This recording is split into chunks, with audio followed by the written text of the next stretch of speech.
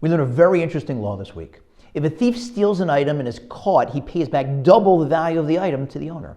But if he steals a sheep or a cow and then later slaughters or sells it, he pays back 4 times the value if it's a sheep and 5 times the value if it's a cow. The commentators explain that one of the reasons is that when you steal a cow, you just lead it out. When you steal a sheep, you have to pick it up, and that's embarrassing. So fascinatingly, even though the thief inflicted the embarrassment on himself, God counts it as part of his punishment, so he only pays 4 times the value, not 5.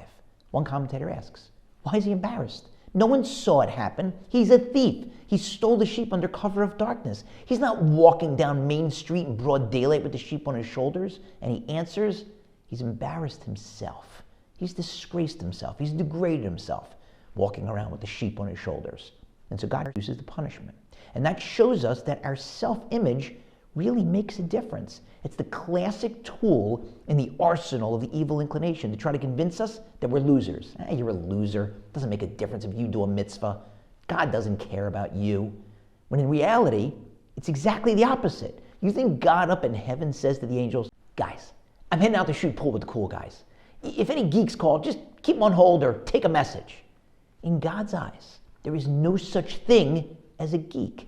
There are no dweebs, there are no dorks, there are no nerds, there are no nebuchs, there are no shlemiels, there are no shlemazels, and there's certainly no losers, because every single one of us was created in the image of God, by God. And so when we do things for him, sacrifice for him, go the extra mile for him, it doesn't matter who we are.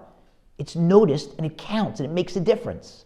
And no one knew this better than a fellow who spent a lot of time with sheep, King David, the shepherd. Due to a quirk involving his birth, his father didn't know he was his father. His brothers didn't know they were his brothers.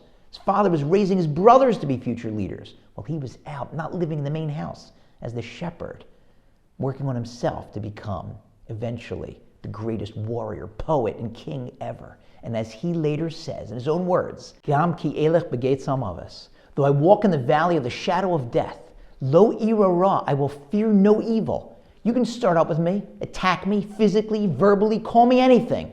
I'm not scared. Ki ata, because you, God, imadi, are with me.